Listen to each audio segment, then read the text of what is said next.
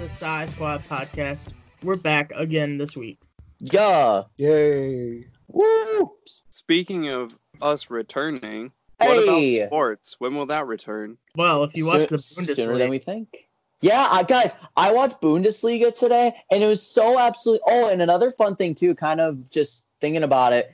So, watching the Bundesliga today, it was on FS1, and they implemented, like, the crowd noise and stuff. If it's anything like what they're going to do for the NFL, it's going to be off to a great start because, like, it actually sounded like there was, like, fans. They did, like, actual chants that they would do and stuff. It was actually really, really well. Like, it actually turned out really good. So, if Fox wants to implement those crowd noise, I think they'll do a pretty good job with it from what I've seen with soccer. So football will be a little bit easier, I think.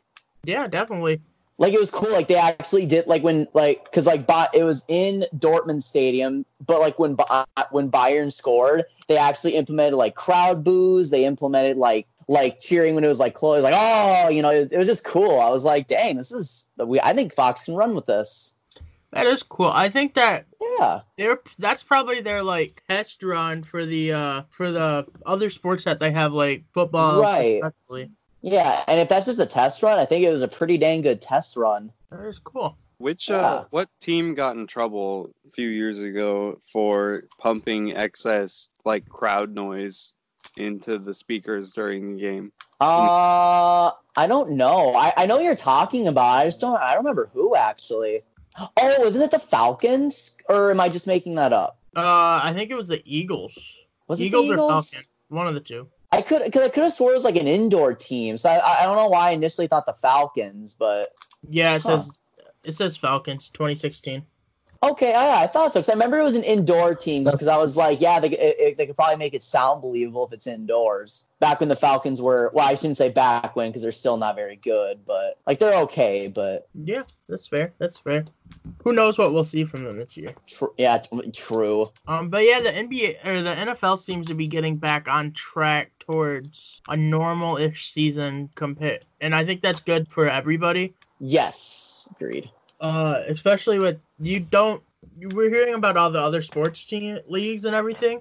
The NFL is kind of just quietly sitting and doing what it's doing, which I kind of like because they're just it seems like they're just kind of seeing what works with other leagues and stuff. Yeah. And shifting their focus towards that kind of way. One league that is going head on and is probably the major talk of the town right now is the NHL, and I think they're the only actual league to have the, I guess, athletes, the Players Association, and the league agree on terms to doing something potentially, which I find really cool because it means that sports are coming back. Yeah, and you know, with the whole NHL thing, I mean, I maybe don't like that there's 24 teams, even though that does make Minnesota a playoff team, but at this point, like, people kind of need to remember, like, I watch like ESPN and like what their thoughts on it were. I think people just need to remember this is just only a temporary thing. It may be weird for a year and it obviously isn't long term. So, I mean, if it's just what we need to do to finish out the season and crown a Stanley Cup champion, then let's do it. I think this is a really good idea. I don't know. I think it's great. This makes me want to follow hockey. I think a large tournament is kind of fun. We missed madness, but yeah. I was just gonna say, yeah, like obviously it's not the long-term thing, but like for a year it'll be kind of cool actually, I think. Yeah. I found it kind of funny that the Tampa Bay Lightning and the Hurricanes were the two teams to be like, nah, fam, we don't want it. Right. But the games will be held in empty arenas at two different locations, and the players there would kind of be, in a way, quarantined to that area. They could still go out and do things in the city, but they wouldn't be able to, like, fly home or stuff like that. But it looks like it's working good, and they got a definite plan for it. There's a lot of places, actually, that are being considered. I think that they'll probably go with two locations that aren't too far away from each other for the finals. But it's kind of cool to see that they have both, like, Canada and the U.S. both batting for wanting to host things. Because I know it is probably still a big draw, even though you can't see them. Just having the rights to say, we held this here. Right. It'll still create a big buzz, like, through the whole, whichever city's hosting it. So do you think that this 24-team bracket could lead to different different like finals than we'd expect? Because who would we expect? The Bruins, probably? The finals I think we predicted were like Bruins and I just blanked on who else was good here. Probably the Blues. I don't think Blues, Avalanche, Knights, one of those teams. Yeah, but with the new 24 team setup, teams that I think could shake things up are actually sitting at the number 10 spot there, the Florida Panthers. They've been very streaky throughout the season, so if they can hit a hot streak, I mean, they could actually do well in the playoffs. Granted, they are going against the Islanders, who have also been having a really good end of the year run before everything hit. Another team to watch out for is the Chicago Blackhawks. Oh, stop it! No. Get out of here! The Blackhawks are playing against the Edmonton Oilers, and throughout the regular season, the Blackhawks have beat the Oilers. Ooh. What about Brent, it's all fun and games, but what's going on with the eventual Stanley Cup champion Minnesota Wild? Tell me about them a little bit. They'll get bounced in the second round, but they could easily create some magic against Vancouver. They were going to be my fourth team on the list, but nice. Another team that I want to mention is also in the Western Conference, number 11 seed, Arizona Coyotes. Ooh. They're going up against the Predators, who again have been like one of those teams that the Predators have actually been very streaky. So if they hit a cold streak, Arizona comes in with their, $1 million free agent team. Right. Yeah, they might shake that up, and then depending on how things work out in the seedings, they might make it far. I don't think like the finals will really change much, especially in the Eastern Conference, just because the Bruins looked really strong. I mean, you also have the Capitals over there who are just powerhouse in it. But I think it'll definitely be interesting to see, like starting in that second round, what teams will look like. Here's my question, Brendan. How much of an impact do you think this long break will have on those like really good teams, or like those teams that are riding a lot of momentum? Because like we know just as much as anybody else, momentum in sports is a big thing, and like does it affect those teams like you were saying that are riding hot or something like that? Like what do you think about it? Like does my question make sense? I feel like I worded it weird. Okay. It does make sense. I think this poses a lot of threat actually to a lot of the higher seeded teams in the first round, as it's looking like now. So like teams like the Flames, who up and down all season, up and down. The Predators, again, up and down. I mean, even the Islanders have been good as of late, but they started slow, so they might revert back to their starting. So there's just a lot of toss-up that could happen. I don't think it's going to affect the teams that are going to be on like that extra bye. So the 1 through 4 seeds on either side, either conference, just because they were good and kind of stayed good as far as I'm aware. Potentially could affect the Golden Knights though. Okay. Because they had an uphill like ride, and then they just tanked for a third of the season, and then they had another just monumental rise that gave them a bunch of points and put them up into that third spot. They got to keep the reputation of never missing the playoffs in franchise history. I mean, technically they're still in the playoffs. So. Yeah, no, they are. They kept that streak. Well, wouldn't they have been a playoff team had the season had they not had a 24 team? Correct. Oh, okay, but yeah, because they're number 3. Number damn. 4, something like that. They really surged late in the year. Yeah, no, damn. There was at one point where they were no longer in the playoff picture. Right, and I'm now the 3rd seed. Nice. Golden Knights are going to win the cup. They could show that, but it could also show the exact opposite due to the break there, Ben. No, they're going to win. No, Minnesota's winning the Stanley Cup.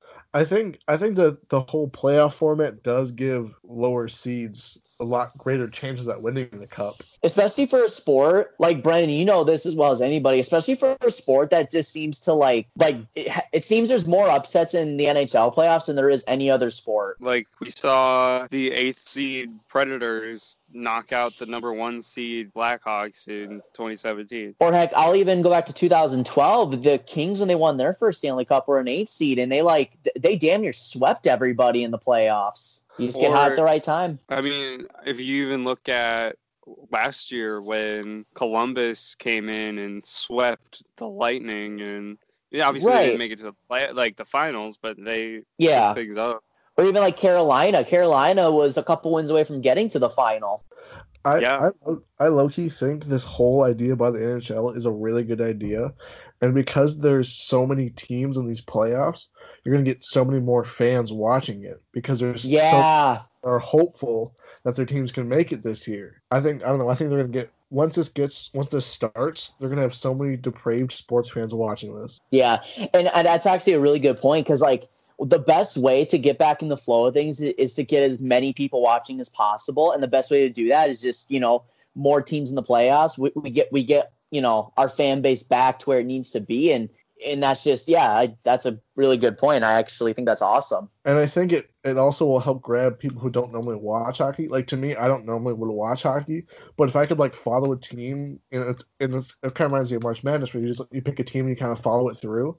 I think this would make me want to watch more hockey. Yeah, nice. I agree with that. I think that the way they're doing it, I think if it does become like a March Madness type of tournament, I think we could see in the season after this, hockey actually reigning, they're kind of the little brother. They're not quite as popular as other sports. I could see them knocking down doors and becoming probably the third best sport or the third most watched sport in America. So, interesting thing before we go anywhere else here. I just wanted to say, I told y'all, because if you go back in the archives, I said the Blackhawks would make the playoffs this year. Playoff time last year. So I was right.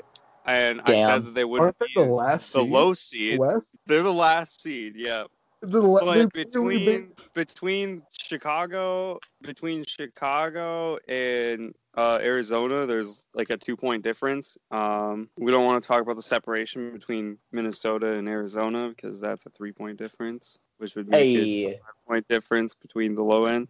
But nonetheless, so ended their playoffs, and the Blackhawks still barely made it in. Yep, but I was right. Nonetheless, they're going to lose. They could beat the Oilers because, like I said, there's that statistic that in the series of the regular season, the Blackhawks beat the Oilers, and I don't like the Oilers also. So that's just another thing. I'm thinking I'm liking the Oilers. Well, see, I've only ever been to one NHL game, and that game was Oilers at Blackhawks. And Oilers won, right? Oilers won 6-5. Man, I really do like these Oilers, ruining your dreams and everything. But like I said, though, if you look at the series between these teams, the Blackhawks won, and they won pretty big at a couple of them. I'd have to find the last game at Edmonton, for example. It was a 4-3 win, which is not that big of separation, but I just saw that right away. We did lose once. I know we swept them early on because they were 5-0. Trying to swipe through and find all the Edmonton games. Where did they go? Oh, there's the 3-1, so that's 2-1. Do we? Oh, yep. Oh no. Yeah. So the series for the Blackhawks and the Oilers was 3-1 Blackhawks, especially when you're looking at a 5-game series. Like, technically, if the regular season series was the playoffs, Blackhawks would already be advancing. But this will be neutral site, so we'll be a little bit different. And these teams haven't played in a long time. Nobody has. Do you know which one of the sites is a front runner for being one of the neutral sites? Chicago. Which I don't think is going to happen in Chicago. Probably not. So it's fine. That would be cool. I think if you're playing in your hometown, even if you don't have any fans or anything there, I think it definitely gives you an advantage. So basically what's happening is Orlando's going to win the NBA title because they're playing in Disney World. Fair. I don't know if I could say that, though. I mean, that's a little bit different. They are the Orlando Magic, and Disney is the place where magic comes to life. These are facts. So, fun fact, that's actually why they're called the Magic. I believe that. It makes sense. But yeah, you're talking about the NBA. So the NBA is pretty much locked on being in Orlando for the playoffs if that happens. They think it will happen. And they actually came out with they want to do a 16-team playoff thing where it's based more on your ranking and less on your whatchamacallit. They're just doing the top 1 through 16, not the not just like top 8 in the playoff or in the conference. Yeah, that's right. Yep. So if you look at these matchups, I think it gives the Bucks and the Clippers an easy way to get there to face off in the semifinals for sure. I think the Clippers could have trouble with Boston, but either way, I think the Bucks easily could go to the championship here. Yeah, because here, let me look at the because is it like best of 5 or like is it still gonna be best of 7 or what's their approach there? They know they're doing best of 7 for the finals. So they haven't really said exactly what they're doing for the rest. Yeah, dang, the way things are kind of shaping out. Yeah, I mean. It's crazy. Beginning of the year, I said Clippers Celtics were going to be the conference. Was going to be the NBA Finals. That may not even be the semifinals for this playoff. That it won't even make it to the semifinals. That is crazy. Oh gosh, and so who you guys think are some dark horses looking at the playoff fields? I think the Grizzlies are definitely a dark horse. See, and I would actually say, I mean, I don't know if you want to call them a dark horse, but I would almost say Toronto. Because I think they match up best against all those teams that they would play.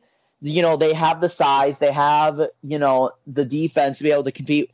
Because I mainly look at Denver, because, obviously, I think they're better than Memphis. I think they're better than Indiana. But you kind of look at Denver. They're one of the best in the league at the 3 and D. But, if anybody can stop them, I think it could be the Toronto Raptors. I don't know if they're going to have the shooting to be able to compete with it. That's where players like Kyle Lowry and Fred VanVleet are going to have to step up. But I could see the Raptors. I think, honestly, the Heat could be a dark horse, too, depending on how things go. Because Miami, because looking at it, Miami probably matches up the best out of any team in the Eastern Conference with Milwaukee in terms of in terms of shooting and in terms of defense. I think it's kind of they're two. I think they maybe not similar, but they definitely match up the best. I think they're similar type of play. Obviously, the Bucks probably have the better players, because they have this guy named Giannis Antetokounmpo.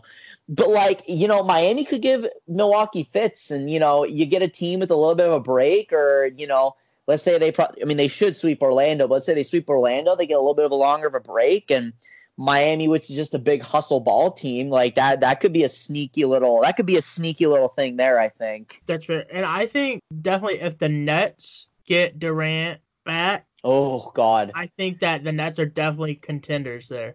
Oh yeah, Lakers, but KD changes everything, I think. Oh yeah, I personally don't think he will play. I think I think he's gonna sit the whole year. They're gonna let him sit. But no, I agree. Let's say he does decide to come back. I mean, Brooklyn's going to be a hot betting favorite to get to the championship, I would think. I'm looking at here. It is kind of sad that teams like the Trailblazers and stuff don't get in with this format because they were only a couple games away. Same with what the Pelicans could have possibly done there if the season was salvaged. Right, because certainly New Orleans was on, they were on a little bit of a hot streak where they could have just made one last run to make the playoffs with Zion, which I'm sure the NBA would have just loved to have seen. I know I would have loved to see that. Oh God, I would have loved to have seen it, especially if you had to play the Lakers. Oh my goodness, oh that'd be amazing. I watched I've watched every Zion Lakers game, and they're always good games. Oh yeah. So, but other than that, I think this playoff format, I kind of like it, and I think that it's definitely gonna be successful if it happens. See, and I've always campaigned for them to do this playoff seeding, just in normal, how it normally should be. Right? Do you think they would? I know that because we know they've been talking about doing it for a while anyway, and I think this is a perfect time to do it, to maybe just test run it, and if it's successful, which I think it will be, because I think we're going to see the actual best teams go at it. We're going to see the two best teams in the playoffs or in the NBA actually playing in the finals, whether that's Lakers Clippers or Lakers and Bucks or whatever. If we're going to actually see the two best teams, which I know what I would want. I know that's probably what a lot of the fans would want. And we all know it, the NBA is dominated by the Western Conference. So for over the last 10 years, as long as I know, the Western Conference has been so dominant that a lot of teams get left out, like you said, like the Pelicans, like the Trailblazers, that are better than some of these Eastern Conference teams. Because, like, looking at it, did they just do the top, like, 16 teams just by overall standings, or did they take, like, the top 4 or the top 8 in the East and top 8 in the West, but just kind of mix them but together by record? Or is that... I'm not quite sure how they did it. I just know that this is what their final outlook was for it. Yeah, I know Lillard was pissed, though. Yeah, it must be like the top 8 teams in the East, because there's 8 Eastern Conference teams and 8 Western Conference. So they must have just took who was already in the top 8. But, like, if they were just to do the top 16 teams and just kind of get rid of conferences, we would see, like, New Orleans in that playoff field, and we would see Zion take on, like, the Clippers or LeBron, and I know I would love to see that. I would go out of my way to watch Zion play the Lakers. Who do you think wins this? Well, if I had to go round by round here, just give me a sec here. So ultimately, I think the Bucks would beat the Magic. I think Miami would just edge out OKC.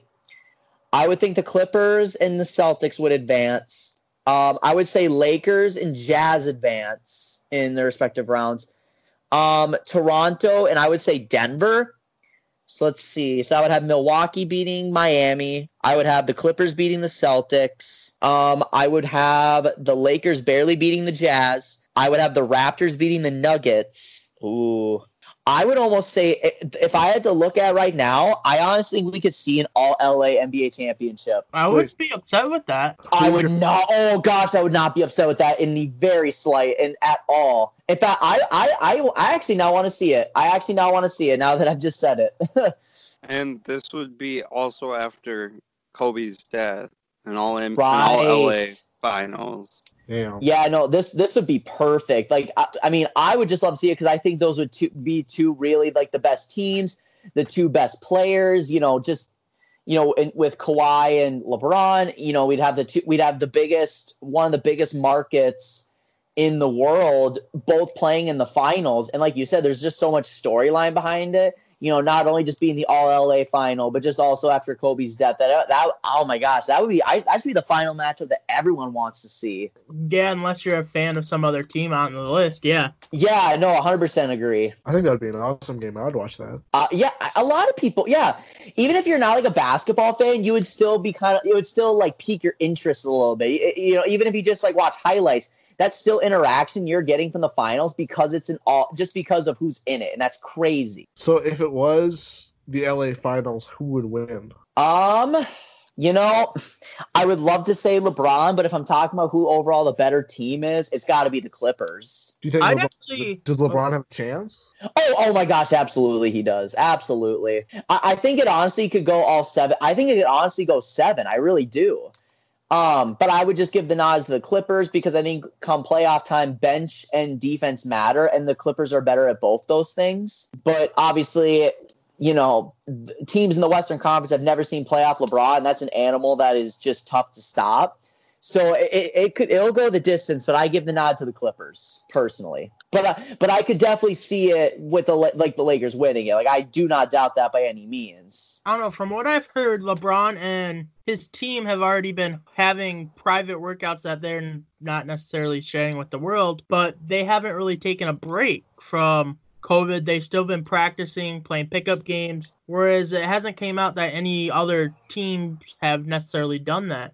I think I did hear about that. Definite advantage. Oh yeah, because they're still staying in basketball shape, and that's just the mindset of LeBron and how he is as a player. I think just another thing to touch on with the all LA finals that we could see happening. This would be, I think, only the second time that LeBron has gone up against Kawhi in the finals. Yeah, it would be the second time, because they played when he was with the Spurs. Yep, in 2014. And last time Kawhi won and got the MVP. And we all know how LeBron is about, getting even with people, especially when it comes to the finals. Yeah. So that could be just another another storyline filler for the great storyline that would be the All LA Finals. Oh, be awesome. Yeah, I definitely can't wait for the NBA to roll out their plans here and get things started here and get back into the world of sports happening. I know I watched the Tiger Manning and the match. I watched it too. It was extremely entertaining. I thoroughly enjoyed it, and I did. I don't really watch golf that often. I never watched golf. This is the second weekend I've ever watched golf in my life, but I liked it. Yeah, I also enjoyed it. Sucks that it was in the rain, but apparently viewers liked it too because the ratings were through the roof. Awesome. And it raised a I lot watched of highlights on it. That's fair. That's fair. I watched highlights on it, and What do you guys think of Tom losing without Belichick? Well, I will say his start in Florida, his TB in Florida is off to a good start. And I hope he does well, though. No, I do too. I think he will do well. But I tell you what, living in Florida, that's a big golfing hotspot. So Ray's got to figure that out before he retires. Right. Moving on here, the MLB actually just came out, was it an hour or two ago, with its new proposal for player salaries, and I think it definitely affects whether or not a season will go on and how the season it definitely will. Yeah. And I honestly think that's going to be the biggest thing stopping MLB from going on is the player salary. Now, I also read some where players who make a certain amount of money will lose some of their pays, and then players who don't make as much, they'll keep all of their pay. But we were talking about this off the air. If that happens, you're going to see a lot of the big MLB stars want to sit out or just not play. And obviously, for a sport that's just kind of that just is kind of losing touch with its fans, you just don't want that when you're with your best stars out. Yeah, so here the base that they came out with is a player who makes 35 mil in a season would only make 7.8 mil. 30 mil, 6.9. So that's not much of a difference in terms of between 35 and 30. If you made 20 mil, you'd only make basically a fourth of that, 5.15 mil. 10 mil, you get even less. You'd only make 2.9 mil. Damn. 5 mil, you get half a mil or 2.5 mil. And then if you make $500,000, you only get $250,000. And so even for some of these players who don't make as much, you get even more of a cut than some of the guys up top. Yeah. In terms of percentage wise. Damn. And I think it's. Oh, go ahead. No, you go ahead. Okay. I think the biggest problem with this is that the MLB said they wanted to stay 50-50 revenue shares, but the way that this would play out, that they'd only be getting 40-something% of it when the MLB and all the people were all like, yeah, we'll keep it 50-50 for the guy, make sure they get paid, make sure we get paid. But then they just totally, completely changed that and said, well, we want to make money our way. Yeah, no, it's a bad look for Major League Baseball because what this is going to do is going to create a big dispute between you and the MLBPA. That's just a bad look. And, it'll be a big thing come if there's going to be another lockout and stuff, or come when the CBA is due up and stuff. That's going to be crucial, and it's going to be a bad look for Major League Baseball in terms of their fans because they're going to have players sit out. And, like I said, for a sport that's already losing a lot of interest, you can't afford to have your best players like Bryce Harper or Mike Trout or whatever, sit out because they're not getting paid their money, which I can understand that. I mean, I understand they make more money than the average person, but they still want their pay, or at least don't want it drastically cut by that much. And like you said, especially when MLB has just been kind of doing their own thing, when they said they wanted to do 50-50 and they have not been honoring that. I can understand the frustration. And I think another thing that really will affect the MLB is the last thing anybody remembers about the MLB is the scandal where the league head guy said it's just a piece of metal. Oh, well. Yeah. Do anything necessarily big, just whatever, and played it down. And I think people still remember that. So This coming out really, I think, will also cause a huge uproar. Oh, agreed. And Rob Manfred hasn't handled this whole thing very well, including the Houston Astros scandal. And, this is just kind of a big thing that's going to hurt his case. Because, like you said, people haven't forgot that. I was upset when he said that it's just a piece of metal. No, it's not just a piece of metal. That's what your employees are working to win. Like that, That's what all 30 of your MLB teams are trying to do, is they're trying to win that quote-unquote piece of metal. So if you don't actually care about it, don't expect them to if they just want their money, because you're not displaying that you just care about that. Damn, is MLB taking a downhill? I feel like there's been so much drama with it recently. Yeah, nothing good about it. It's just crazy. There's already been players that have come out against this, actually. Let me see if I find one necessarily that came out against this specific one here. I'm not finding one here. But people are pissed, and I think that this will definitely make baseball not as fun to watch if they're not going to try because they're not making the money. And Yeah, not exactly. the guys, I don't know. And it's a shame because I actually really liked what MLB proposed in terms of how they're going to return the season. I quite enjoyed what they were going to do, but now it may not even happen because they're just not treating their players fairly. Yeah, I think they had probably the best plan. Oh, I agree. But then the way they're going about trying to do this plan, they Has just been went bad. about it the wrong way. Yeah. Yeah, agreed. Which is a shame because I like baseball and I don't want to see it fail, but it's on pace to do that. Well, if they need baseball players to play for $250,000 instead of $500,000, call us up. Shoot, I'll play baseball. I haven't played baseball in years, but I'll play. I've never played baseball, but I'll do it. Exactly, I'll do it. I'll step up to the plate. Have high schoolers play for the teams. I can still throw and catch a baseball very well. I can too. I may not be able to hit like I used to, but Don't worry, guys. I already signed a contract. Breaking news? Breaking news. Who did you sign with? The Blue Jays. Really? Nice. I guess. You For got your favorite Congrats. team. Sounds like they're gonna win the chip. Hell yeah. nice. Well, guys, if Ben's not with us in a couple weeks because he has to report to spring training, we know why. I'll be worse. Speaking of favorite teams, Ben, you actually got your favorite team in franchise mode this week. I know, I was lucky. Don't know how you did it, but Yeah, I don't know either. All right, so I'm doing franchise mode for the Packers. We're getting kind of later into the offseason, and the Packers don't have a ton of cap left, so I'm only going to talk about one potential addition, but I'm going to go over some of our area needs still on the team. So coming into the offseason, I felt our number one area need was linebacker. We lost Blake Martinez in free agency. We really haven't had anybody else step up in the middle there. Our run defense last year was awful, as you can see in the San Francisco game. I think so. This year we added Christian Kirksey to fill that hole. We also drafted a linebacker in the 4th round. I still think it's an issue. At this point, I'm not sure what the Packers are planning to do with it. We've kind of run out of cap, and we got to get ready. We have a lot of key free agents next year. Obviously, the second main area is our receiving core. Last year, over 50% of Aaron Rodgers' touchdown passes were caught by undrafted wide receivers. Which just shows how great Aaron Rodgers is, by the way. Yeah. So some of the guys, obviously, we had Devonta Adams as our number one. Number two, last year, our number 2 guy by yards was Allen Lazard. Right now on the roster, I know he's listed as our number 2.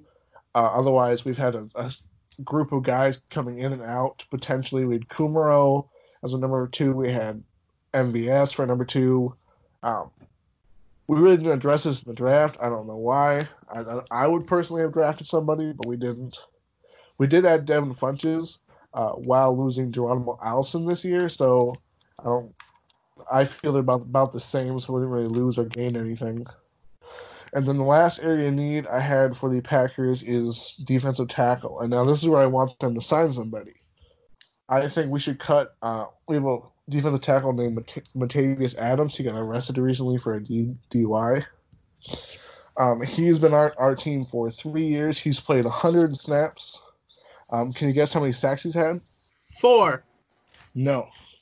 Wait, how many sacks he's had? Yes. 0 or half a sack. Nope. He played 112 snaps over 3 years. He recorded 1 pressure, 0 sacks, and 16 tackles. Wow, that's What a bad. Now it's so bad, and he got arrested recently with a DUI. I think it was a firearm charge too. Rip. I think they need to release him and sign Damien Harrison.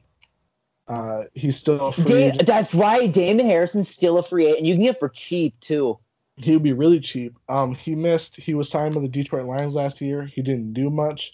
But when he was still on the Giants, his last year in New York, he not only was on the top 100 list, he also had the highest interior pressure rate, and he was a All-Pro the year before that in. Wow.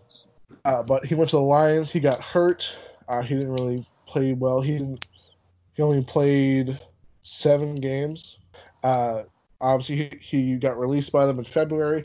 I think the Packers could sign him in a pretty cheap deal, and I think he would be a Band-Aid for our defensive tackle. We still have Kenny Clark there, but we have nobody else in the middle. That's fair. So you're suggesting the Packers should go to more of a 4-3 look then? I don't know. I think we should stick what we have. We have a couple potential young guys who could step up, but I think the way I like our defensive coordinator now. I like Matt LaFleur and stuff. I trust their system. Well, I do not hear that from many Packers people. I know everybody wants Brian Gutekunst gone. He's hit on some draft picks, but otherwise he's been really questionable. Well, Ben, how does this team finish with the way, if you got Damon Harrison, how does this team finish? So I think the floor for the Packers is going to be 8. I know they play some tough games against some tough schedules. We still have some easy games here in the NFC North. We do play a couple easier teams. I think the bare minimum is 8-8. I personally think the ceiling is going to be 12-4. With Aaron Rodgers, you never know. Aaron Jones last year was phenomenal, 20 total touchdowns. He had the most rushing touchdowns over any running back. I think if people step up at wide receiver and we add a good defensive tackle, I think we can push into the playoffs. I could see it. So do you think you win the division? Oh yeah, I think the Packers are going to win the division. I'm not worried about that at all. Ooh, not even with Minnesota? No. Not with the Lions? No, not with the Lions. What? Come on, Jeff Okuda. He's going to save all their problems. Whole different team. So, 8-8, potentially 12-4? Yeah, I think it's probably closer to 12-4, but... That's fair. Do you think that they have a real Super Bowl chance, or do you think that they're more so a few pieces away from winning that Super Bowl? I think this is going to be the year they need to make their push. Next year we have a lot of free agents, and we're not going to have a lot of caps. We're going to have Aaron Jones. Well, this would probably be Aaron Jones last year on the Packers. So I think we need to push this year, or we need to. Because I think next year we're going to lose some key guys. We're not going to be as good. So it might be a 2 or 3 year off. It's fair. Well, Packers definitely have a chance to do decent. I'm just curious to see if they can take it, especially with all the criticism that they're having recently within the team. I know most of it is probably made up bullshit because Aaron Rodgers is going to do whatever Aaron Rodgers can do to win. And it's not, he may not like LaFleur or Guten or whoever. I think that he'll still work to win. And so I'd agree with you that they have a chance. What do you guys see? NC. I can see your Skype call. I see it. The wheel? Yes. All right. So whose turn is it next week? I think it's. Is it? I think it's me too. Okay. Noah, what team do you want to get? Same team I've been wanting since day one. I want the Rams or the Bears. All right, here we go. Come on, baby. Give me the Bears. Give me the Bears. Seahawks. How Oh, you've got it. Oh, you've got to be kidding me. You've got to be. This should be fun. I have to help my rivals win games. It's your favorite team. All right, guys. Spoiler: we may trade Russell Wilson. Just saying. What? No, I cannot do that. But I hate that I have to help this team win. But you know what? Let's do it. Let's do it. I like that attitude. So next week, Noah will be franchise moding the Seattle Seahawks. Very curious to see what you end up doing here. Me too. Here's what you do, Noah. You trade Russell Wilson for Kyler Murray. Oh. Actually, I don't know if I want to do that. We may trade Russell Wilson for Mitch Trubisky. I like it. Mitch has a bright future ahead. Russell Wilson's only getting older. Why are you not trading Russell Wilson for Jarrett Jesus Stidham? You know what, Brent? Absolutely right. We're trading for Jarrett Stidham. Uh-oh. That sounds a bit scary. Actually, no, I don't, because then the Patriots are going to be good for the next a bajillion years. So I'm good. I'll pass. What? I will pass. But let's just say I may trade for Mitch Trubisky or maybe Josh Rosen. You know, he's I like that. Josh Rosen's definitely a candidate to get traded for Russell Wilson. Just saying. All right. Straight up trade. Straight up trade. Yeah. Like no BS. I understand they just got Tua, but I'm just like, hey, Russell Wilson for Josh Rosen. Straight up. I like it. Have the best QB duo in the NFL. Well, with all this talk about quarterbacks. Ooh. All right, I'm ready to argue. All right. So this week's we have a couple different tiers. We have the top tier, the top quarterbacks in the game, obviously, the definite greats, the above average.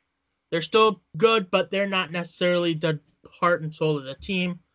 The average, they're kind of a meh quarterback. They're not great. They don't necessarily help you win games, but they don't hurt you win games.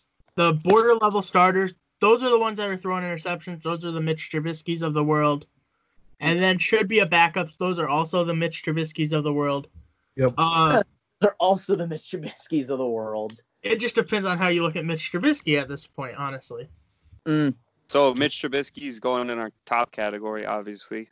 No. Well, he's the greatest quarterback the game has ever seen and ever will see, obviously.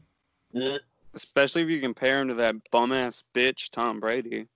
Oh, Jesus. Hey, well, ouch. Do you guys want to work our way down or work our way up?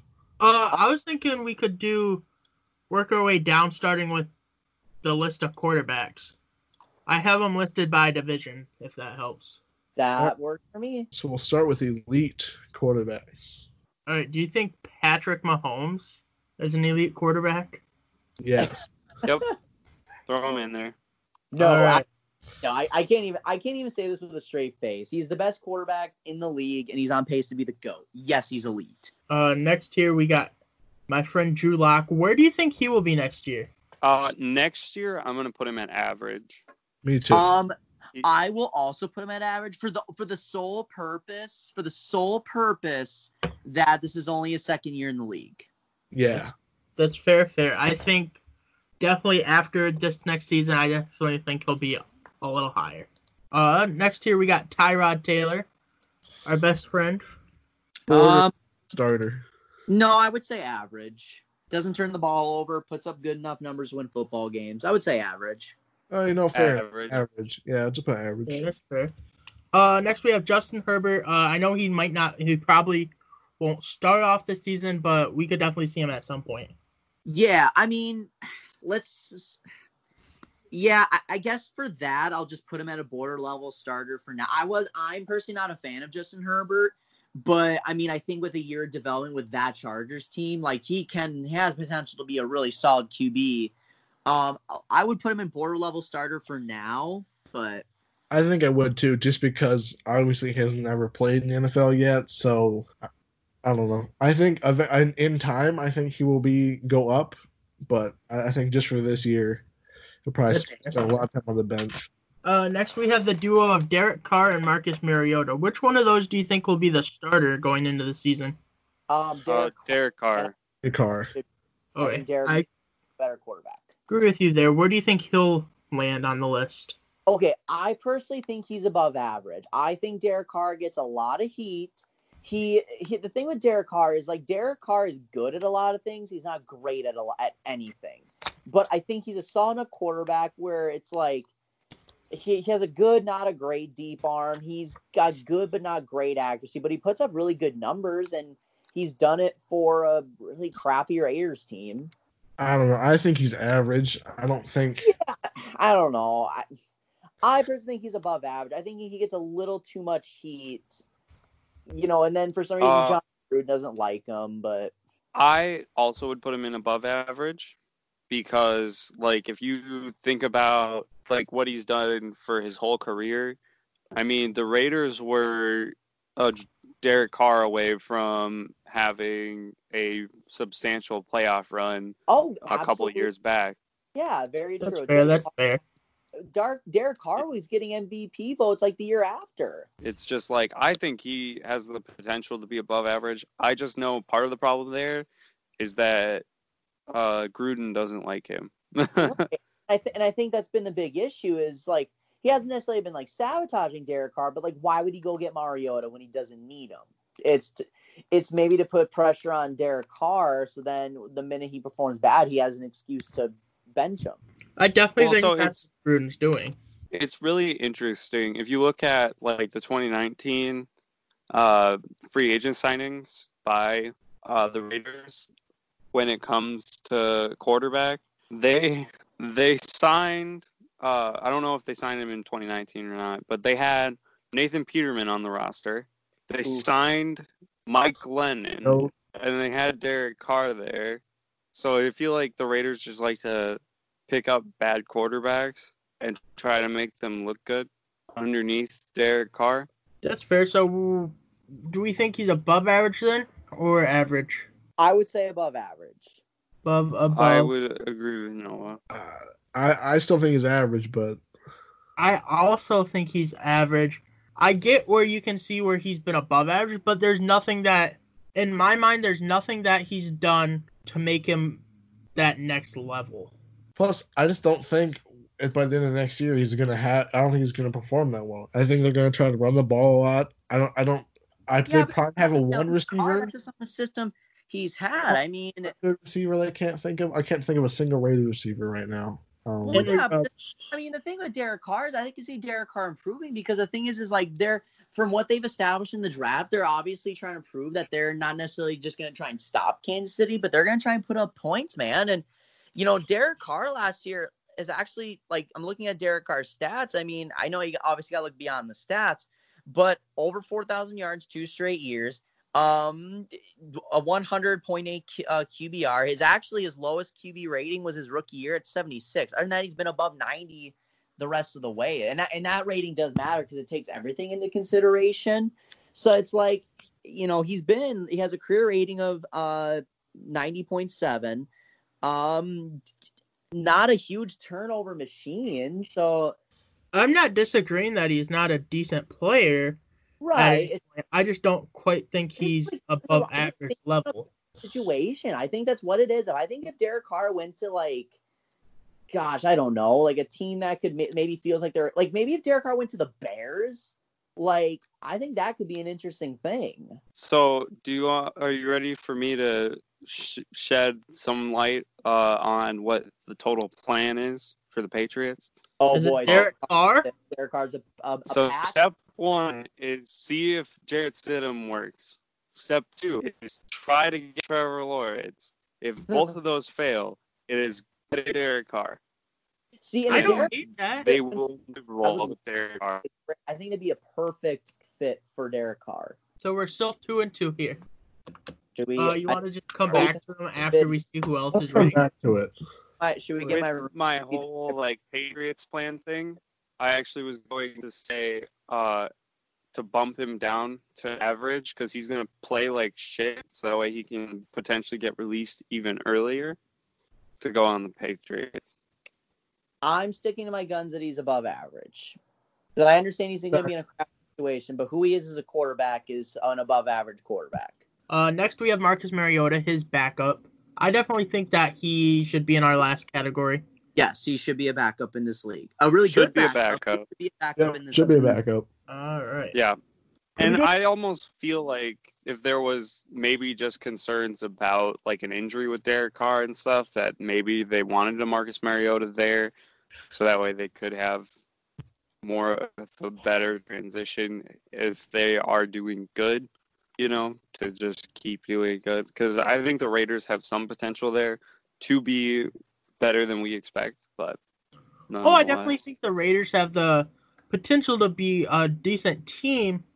I just don't think – I know that they're not sold on Carr. Going into this offseason, he wasn't going to be on the team. He wasn't in their plans at all. They were going for Brady, and they didn't care about Carr, and they still haven't really shown that Carr's their quarterback. And so I guess I could see Marcus Mariota taking the starting job just out of spite. Yeah, I know, and I think that's why they brought him in, because it's an excuse for John Gruden the minute he has a bad moment that they can just bench him. They can just start Mariota or put in Mariota and justify it being okay, because Derek Carr threw one of only, 8 interceptions he's going to throw in the year. Next we got your boy Jarrett Stidham. Borderline starter. I was going to say borderline starter just because we don't really have much information on him. You're going to hate what I'm going to say here, but I think he should be a backup. Yeah. I think he should be a backup too. And I have no issue, because here's a thing that I even kind of thought about. Like, Bill Belichick has not, and this is why I don't think Jarrett Stidham's part of the long-term plan. Bill Belichick has not been hyping up Jarrett Stidham, at all. He hasn't been, talking highly of him. He hasn't been talking about him at all. In fact, that's what I was saying last week, yeah. He even tried to bring Brady back. They tried to bring Brady back. Because, when they drafted Jimmy Garoppolo, they were set on Jimmy Garoppolo being their future. Belichick was talking highly of him. Brady felt threatened. But, and Belichick felt like they could have been okay. But Belichick still went out to get Tom Brady, who is going to be 41 when the season starts. Yeah. Yeah, so for me, I just don't feel like they view Stidham as a long-term option. Now, I don't – obviously, we have a very – that could prove wrong, because Jarrett Stidham could be very good. I just don't know. So that's why I'm talking about borderline starter, because, based on what I saw at Auburn, I like Jarrett Stidham. I don't love Jarrett Stidham, but I think there's some upside there with him. He's got a good arm. I can promise you that much. I see how. Oh, go ahead. With the whole Bill Belichick and his hype train thing, I really think that Bill kind of enters each year and takes whatever the talk of town is and likes to just shove it off to the side. He tries to set up a mentality where nothing matters as far as details go. And I can understand that, because that's just how Belichick is. He's obviously his slogan is "Do your job," blah blah blah.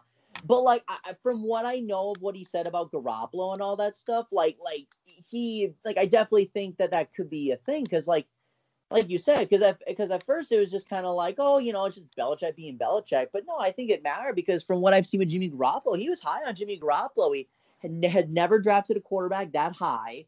He viewed him as the future, and they expressed that, and the owner did, but it was ultimately, and he didn't want Jimmy Garoppolo. He was pissed when they traded Jimmy Garoppolo to the 49ers. I was pissed when they traded him to the 49ers. But then again, maybe this whole time that was just a loo, and Bill Belichick wanted to trade Jimmy G to the Niners. Thus why he was hyping him up. Definitely not. I think that going into the season, I honestly think that Hoyer's gonna be the starter. I don't think it's gonna be Jarrett Stidham. No, I do think Stidham will start, but I just don't think he's part of their long-term plan. But a guy named Trevor Lawrence is, so it's none of it's good.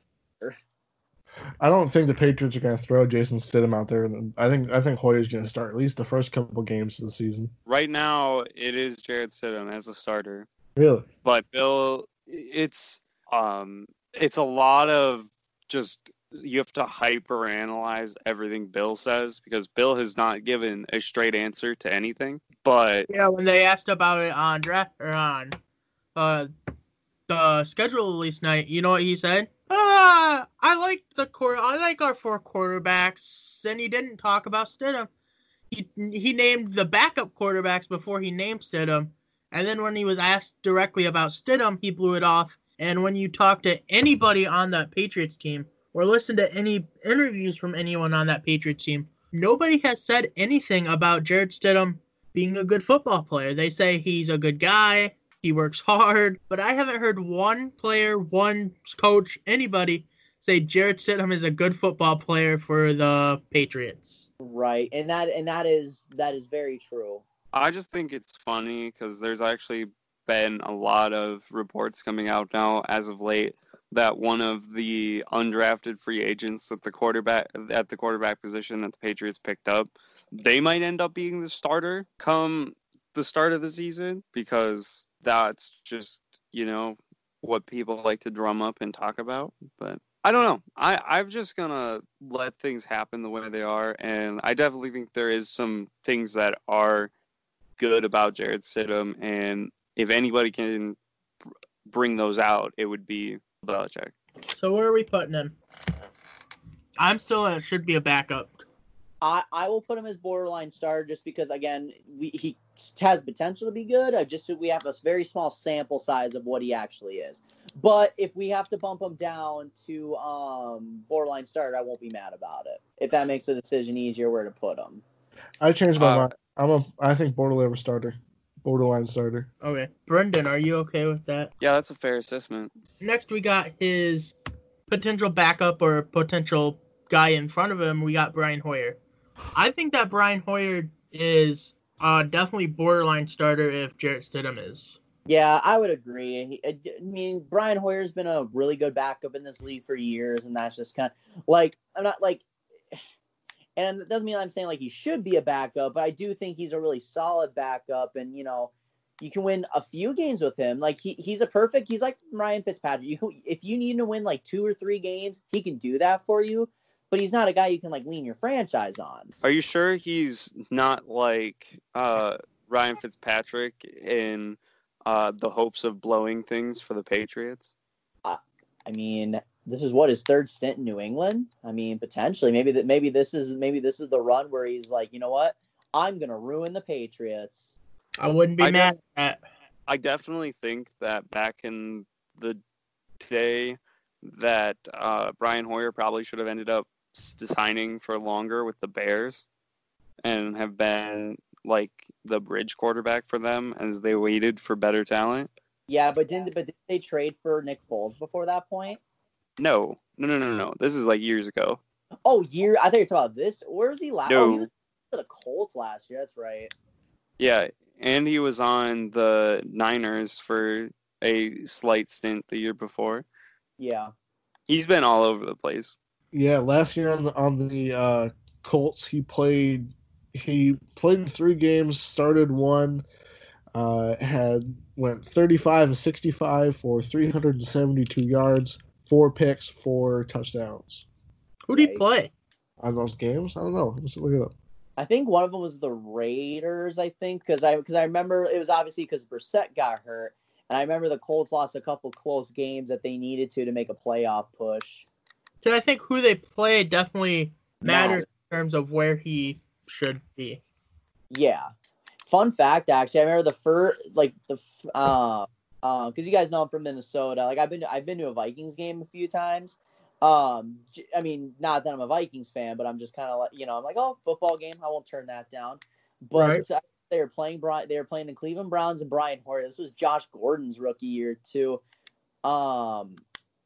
And I remember Brian Hoyer just straight up beat the Vikings. It was kind of awesome. And it was funny because he threw a game-winning touchdown with like 30 seconds left. I like that. Dang, Brian Hoyer with the clutch performance. Honestly. Borderline starter for me. Or fringe starter for me. Yeah, borderline starter. Okay, that's fair. All right, next here we got our favorite quarterback draft pick of the year. We got Tua Tagovailoa. I mean, based on potential, I'll be the one to put him at above average based on potential. Above average. I'm willing to put him at average at this point. I don't think we can put him at above average when we haven't seen him play after his injuries. And I'm just talking about potential. So I mean, right. If you put him at below average, I mean, like, not mad about that because again, he is a rookie and we haven't seen him play yet. I just don't know. I don't know how you put a player who's never played a game even higher than borderline starter. We don't know with Tua. Well, and that's it. Like, there almost should be a category of just like too much, like they're not enough to tell or something like that. I mean, obviously we're already knees deep into this, but like I agree. Like, you obviously can't put a guy at above average or anything that we just don't know yet. But I'm just saying, based on potential, which is kind of how I'm judging this, I will put him at average. Average. See, I'm looking at it more just next year. What I think he'll do next year. I don't think it's a lot. I don't know. I don't know how good he's going to be on that Miami team next year. I'm not sure if that team will be ready to be next year. He probably won't even play because he's going to want to fully recover. Like, I don't think Miami's going to play him at all. I think he's going to take a year to develop, and they want him to make sure he's fully recovered from that hip injury, which is a major concern. Then I think just because I think we should put him in borderline starter then because see, that sounds weird to say because like Tua, once he plays, will be good. Like, I don't doubt that in my mind. I don't worry about that in my mind. But we're just basing it how they're going to do next year, and I don't think he's going to do anything next year. Well, then in that case, didn't we put another? Then we kind of got to put Drew. Well, I guess we've seen Drew Lock play. I guess, yeah. I guess I can't be mad about it. I think he's going to start against the Bengals on the 6th of December, just to put butts in seats and to hype up that matchup. And I think he'll start the rest of the season. Nah, I think Miami's going to play it safe, and they've been doing this whole rebuild thing to perfection. And I think it's going to continue by them sitting to us. So, yeah, I mean, I could just see borderline starter just because they just don't know. I also think borderline starter because kind of the same reason why Justin Herbert's there. Because, like, Justin Herbert probably won't get to start this year, but if he does, with the Chargers team, I feel like he could definitely have an easy time to be good. And kind of the same thing with Tua, except I feel like the Dolphins are a little bit worse than the Chargers. So, right. Next we got Ryan Fitzmagic. I definitely think that he's an average quarterback. Oh, I don't know about average. He's a borderline starter. I was going to say. I was thinking backup. I was thinking backup. Well, he has his moments, though. He's a career backup. I will say, though, he's had years of, like, starting for full years, and he's done, like, well. Because I remember when he was a starter in Buffalo, he wasn't terrible by any means. Well, that's not even his best year. His best year was when he was starting in the Jets and did well and, like, almost got them to the playoffs. Then the next year blew everything up. Right. The thing with... Go ahead, Ben. He's such a, like, disappointing quarterback. You get so hyped about him, and then he disappoints you. I guess that's fair. He is the biggest con artist in NFL history, but he's also only played in the AFC East. True, yeah, he's not Brock Osweiler.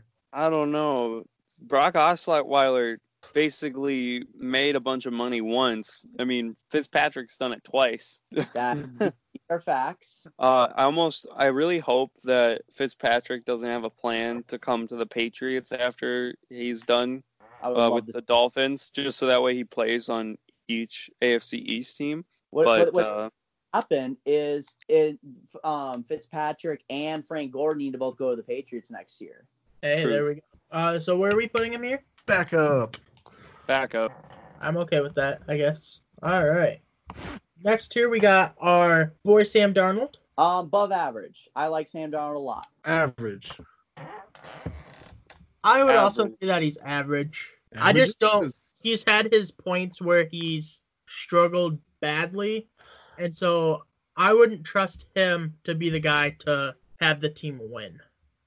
I think he could be above average eventually, but I think just for next year he's going to be average. No, I think Sam Darnold is an above-average quarterback. I just don't think he's been able to display it the best he can because I think he's been playing for a really terrible Jets team. But this year they improved the offensive line. Now, again, he's going to have no one to throw to, but at least he'll have Denzel Mims. But I seriously think there's a lot of potential with Sam Darnold. Like, he finished the year 5-2 last year. And the reason the Jets were as bad as they were is because they lost all those games when he had mono and he was gone for a few games. So I think Sam Darnold is a great leader. I think Sam Darnold has a really weirdly accurate arm, which he struggled with at times at USC. He doesn't turn the ball over. I just don't think he's been able to display it the best because he plays for a really crappy Jets team. So I want to bring up the little graphic that I sent you guys in the group chat. I think it was early last week. The top quarterbacks in the league like 5 years from now. And I definitely think that I definitely think that he earned his spot on there. But I definitely do worry about just straight up when it comes to this next season, what will he'll truly accomplish, if that makes any sense. Because I still feel like he'll definitely, like, the Jets in total will do better than they did last year. Yeah, because in theory he won't get mono again. Division next year, which they have a good chance. Oh, they have a great chance too. But I don't know. I still think he's at the average level because. No, I think he's. I say he's above average. I could go see him going either way here. See, like, I think this will be his best year yet because this is because he'll have an improved offensive line. Now I think I don't know. It's tough because he doesn't have anybody to throw to, but it's like he'll have Denzel Mims. They have another guy too, Jamison Crowder, who I think can be solid enough for him. But I don't know. It'll be interesting to see. I think he'll have his best year to date, in my opinion. My problem with him next season is, I mean, with his kind of lack of weapons, I mean, you do have, like, your Denzel Mims, Jamison Crowder. I think Quincy Enunwa is still there. But I feel like if he plays, like, teams like the Patriots that literally knock him on his ass so many times that he's just like, I'm seeing ghosts. Right. I think that teams have learned that can screw him up. Granted, he'll have some clutch moments if he plays against teams like the Cowboys again, but that's why I'm only at average, because I feel like next year, because they don't have, a plethora of weapons, that teams are going to be able to put him on his ass, making his stats not as great. Yeah. That's fair. Okay, so next is Josh Allen. Above average. I'm not a big Josh Allen guy. I think he is still inaccurate for my liking, but the guy's got a cannon and he's stupidly athletic. I also think above average. I like Josh Allen. I think he can. I think he needs more time, but I think eventually he will be the Bills' long-term option. I agree with that. I think he's above average as well. I was gonna put Josh Barry Allen at average, but the consensus is above. Okay. Next we have Deshaun Watson. I definitely think he is a top tier quarterback. Yeah, elite. Yeah. Really good. Phillip Rivers, I also think he's an above average quarterback. Yes, yeah, I think Rivers above average. But he also had to deal with a lot of things with that Chargers team in terms of, injuries, bad O-line play. But I do think he'll have a bounce back year from last year, though. I agree. I would agree. But in case he doesn't, Jacoby Brissett, I'd put him at a borderline starter. We did see him start last year. Yeah, Jacoby Brissett's solid. I just don't. My thing with the Colts last year is I just didn't think he was enough of a big play guy to win you games. That's kind of my thing with Tyrod Taylor with the Chargers, is like he'll be really good for you. He'll win you a lot of games. It's just he's just not that big time, big playability guy in games when you need it. But right. Yeah, I can agree to that. Yeah. Awesome. Next we have Ryan Tannehill coming off paid. Average. I agree with that. Yeah. We are all in unison. our boy Garter. Borderline starter. Average. I'd argue, yeah, I guess borderline starter. I just don't think he's quite ready. I'm still gonna say average. That's fair. Especially on the Jets team, or not the Jags. Such a good team the Jags are. This has been Ben struggles with teams with the same first letter. Yeah. Wow, what a segment. So next we got our boy Ben Roethlisberger. I'm gonna say I think he's above average. I don't think he quite hits the top. I think he's better than average. I think he's average because I think he's about as good as Tannehill.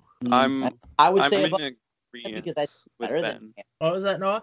Oh, I just said. I mean, I think he's still better than Tannehill, but I do think he's gonna have not that great of a year this year. So I'll put him at below average because I think he's, now he has an arm injury, he has an elbow injury. He's been showing that he just doesn't really care anymore, and that showed with his quote unquote off season, which didn't include any major workouts. He was more. He's never done workouts though. Last year, when they talked about drafting a quarterback, Big Ben was not for it. He didn't want it to have him, and then this year he was like, "Oh well, if they draft a quarterback, it's whatever." He doesn't care anymore. Then I think it's going to suck because that's going to affect how this team finishes. And I think he's going to struggle coming off an injury and, a one with an elbow when, as a quarterback, you need your arm to throw, obviously. So I will say below average, but I do still think he's better than Tannehill. So we were arguing above or average. Oh, we were? Oh, then average. Lamar Jackson, I think he's an above average. I wouldn't put him in the top tier because I don't think we're going to see the same from him next year. What? I don't think so either. I think he's above average. What? He can run all he wants. What? How? How do you not have the reigning MVP as an elite quarterback? How? Because he's going to get outplayed by Kyler Murray at the same game. Am I the only one that thinks that Lamar? Am I the only one who's going to vote Lamar Jackson as elite? Oh my God! The guy led the league in touchdown passes. What? I just don't think he's going to have as good as a year. Oh my God, he's got a better year. I think he's going to win MVP again because the one thing I know about Big Trust is that Big Trust is a hardworking, humble dude. He's smart. He's a smart dude. He knows what he needs to work on. He knows he needs to work on his passing game. I think, or at least being able to throw it more and more in case he needs to, because it showed against Tennessee and all that. But he'll improve on that. He's good. This is only going to be his third year in the league. So the biggest factor for me, and why I'm putting him at above average and not top, is the Pro Bowl. He did so bad at the Pro Bowl throwing drills that some of the non-quarterbacks did better at those events. Oh my God. I can't handle this. This is crazy. For all the listeners of the SighSquadPod, I am not associated with this disaster that is about to happen to the list. All right, so that's above average. Yeah. Oh God. How? I do not get how the reigning MVP? But he's not an MVP for his quarterback abilities necessarily. It's for everything else that he did. Lamar Jackson has completely now redefined the position, and he still led the league in touchdown passes.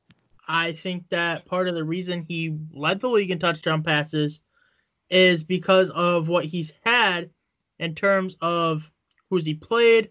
And when you look at his best game, he played a first place schedule last year, and they still were the best team in the AFC.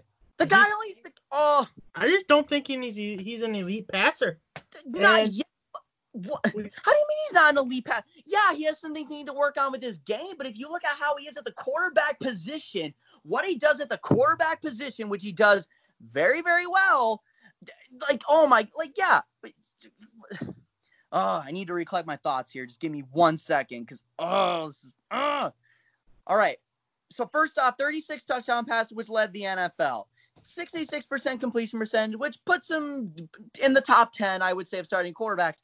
And what do you mean? And you can't say he doesn't throw the ball. He still threw it over 400 times, despite them being, because they are a run first football team. I won't deny that. But you can't sit there and say, Can you guys hear me? Yeah. Okay. Lamar Jackson, 36 touchdowns, led the NFL. Nearly a 70% completion percentage at 67%, which would put him at, top 10, top 10, in terms of passing.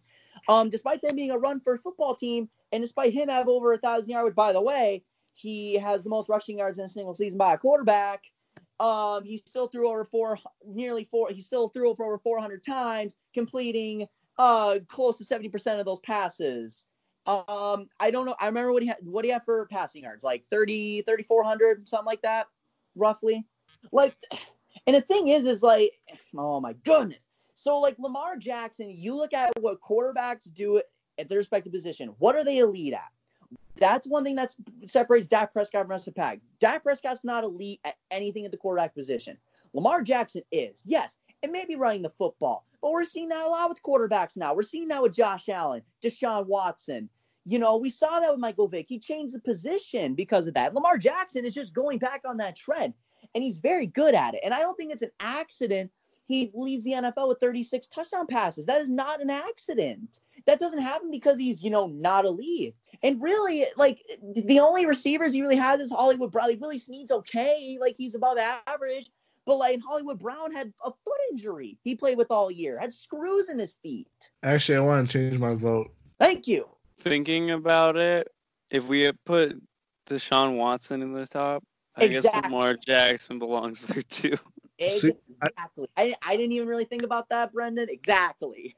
It's funny. I went back to my list of quarterbacks that I ranked, and I actually had Jackson over Deshaun Watson, and that's what was my realization.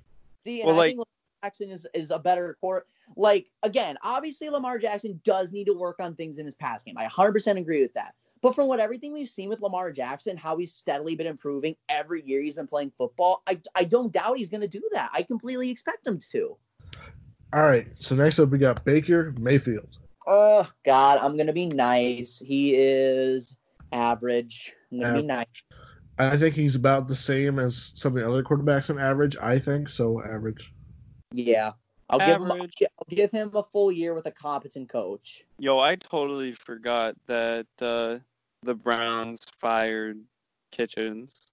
Yeah. Now Kevin Stefanski's their guy. I think he's gonna be a decent coach for them. Actually, I think he will too. I think he'll actually win Coach of the Year. I don't know if I'll say that, but I think he definitely will be probably the biggest coaching improvement of any team this year.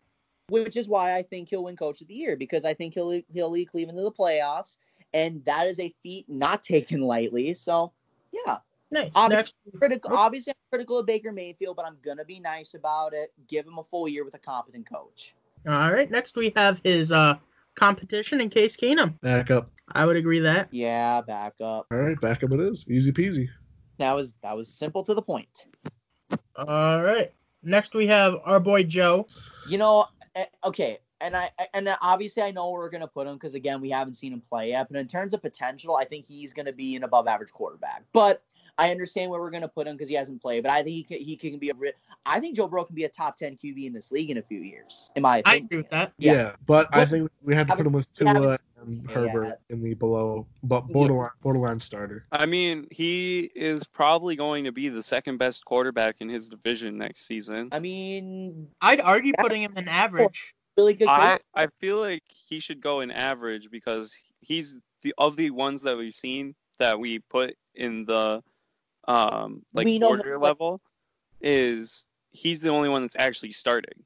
Yeah, and that's a good point. And I mean, but it's tough for me. And that's a good point. And it's just tough for me because I just don't know what we're going to see with Joe Burrow, and obviously Cincinnati is still not a very polished football team. So I think a lot of his play can be diminished by that, but I'm okay with where we put Joe Burrow. So do you guys want to do? I think if we're putting Tua and Herbert, well, yeah, even if we're gonna put Tua and Herbert in the unknown because of what we said, we don't know what to expect of the rookie quarterbacks, and we have to put Joe Burrow in there. But like Brendan said, we'll actually get to see Joe Burrow play right away. So I think it should be average. I agree. Yeah, I have no issue with average. All right, boys and girls, the man himself, Kirk Cousins. I think average. Average. Above average. Guy puts up good numbers, just can't win the big game. Border level starter. Ooh. Ouch. No, Kirk Cousins is a good quarterback. I won't ever deny that. The only thing separating him from top 10 tier is he just can't win the big games. That does matter. I will never deny that. He's the third best quarterback in his division. Yeah, but to be fair, Fourth. that's also division with Aaron Rodgers and Matt Stafford. So we can do Or average. 10 quarterbacks. Oh, sorry, fourth, because Jordan Love's in the division now too. Stop it. Damn. Oh my God. I'm gonna pretend you didn't just say that. So average. I think so. Next we got our boy Aaron Rodgers. I'm gonna put him top tier. Top tier. Yeah, still elite. Should be a backup because he's going to be a backup. Oh, he's not. Ooh. I'm kidding. I'm 100% kidding.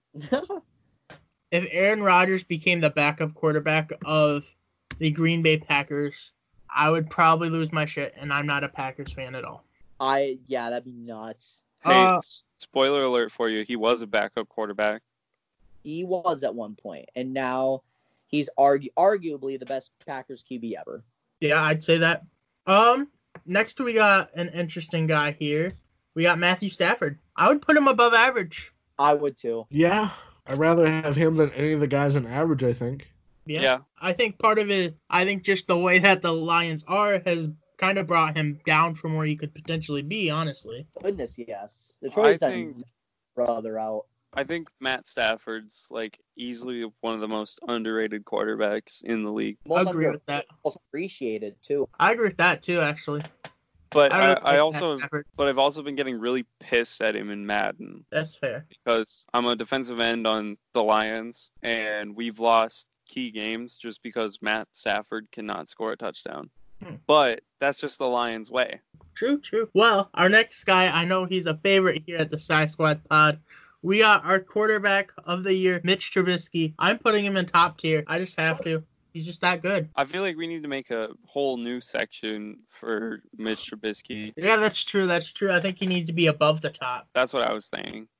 Like, when you think of all-time greats, I Mitch think Trubisky. of Mitch Trubisky, Tom Brady, Peyton Manning, Drew Brees. In that order. See, I think when you think of all-time greats, that any other quarterback that's in the Hall of Fame should just be removed because they will never be as good as Mitch Trubisky. 100% agree. So borderline starter. Should be a backup. No, I definitely think he should be in the top tier or the bottom tier. I don't think there's any room for him to be in between. All right, should be backup. He should I be a would personally put him at borderline starter. Have you seen him play, Brendan? Yeah. He Yes. should be a backup in this league. Oh goodness. So good that he should be the best backup. He wouldn't even be the best backup, honestly. No, he wouldn't. Yeah, see, he wouldn't even be the best backup in the NFL. That's wild to think about. Good for him, though. I mean, he scammed so many people. Next, we got the starting quarterback for the Bears next year, Nick Foles. Yeah. Borderline starter. I would agree. Borderline starter. I'd agree. I think that he's definitely one of the best backups the league has. He's probably one of the best backups in NFL history. He is the only backup to have won a Super Bowl by his own merit. That's true. Technically, when the Giants won their first Super Bowl, they had their backup QB because Phil Simms got hurt, and I forget his name. I always forget his name, but he won a Super Bowl when the Bills missed that field goal, one of the four they would end up losing in a row. But obviously, we just remember Nick Foles, and he has a cool nickname. Right. Next, we got a controversial one because I think there's going to be some argument in where this guy belongs. Tom Brady. Elite. I still think Should he's be elite. backup. I don't think he'll be top. I think he's above average, but I just Should don't be think a he's a top guy next year. I think he still is elite. I think he had an attitude of he knew he was gone, but he still went 12-4. He what was it? Weren't the Patriots one of the top teams in the NFL in drops or something like that? Correct me if I'm wrong on that stat. I think we were second to the Eagles. Yeah, which that was both their team's biggest needs. And why their quarterbacks. I mean, obviously Carson Wentz was still great, but his numbers could imagine what his numbers could have been had receivers caught the ball. Now Brady's completion percentage was down, but again, that's also due to drop passes. So I think he's going to have a really good offense to showcase what he can still do. So I think he'll still be really good this year. So I would still say he's elite until I see otherwise. He is still elite. That's kind of how I view Brady at this point. Until I see otherwise, still elite. This is going to sound bad, but I think we saw otherwise at the end of last season. At the end of last year, but I also think because I think the Patriots, we even talked about it all of last year. They got exposed and they played good teams on the defensive side. And I don't know. I guess I just kind of view it as Brady just looked like he didn't care. I guess that's just how I view it. Because I don't know if you guys had the chance to listen to the who did he interview with, the radio guy, Howard Stern. He said that was a great interview. I loved it actually. Howard Stern. I don't know how he does it, but he's an incredible. He gets so many great answers out of people. It's incredible. Right? I think he's the same as kind of him and another guy, Pat McAfee. Yeah. They just get answers out of people that you wouldn't expect them to get, and I love it. No, I agree. Until I guess I see different. I truly see differently, which I haven't yet. Elite, still the GOAT. I'm going to remember for the next 30 seconds the fact that I secretly love Tom Brady still. And I would agree with Noah on this one that he probably does belong in the top tier because, I mean, there's an argument that we could have put 30-30 Jameis Winston in the above average top category last year with him just because of his two receivers alone. Now you add a Gronk to those two receivers as well as what's his face guy out of Howard.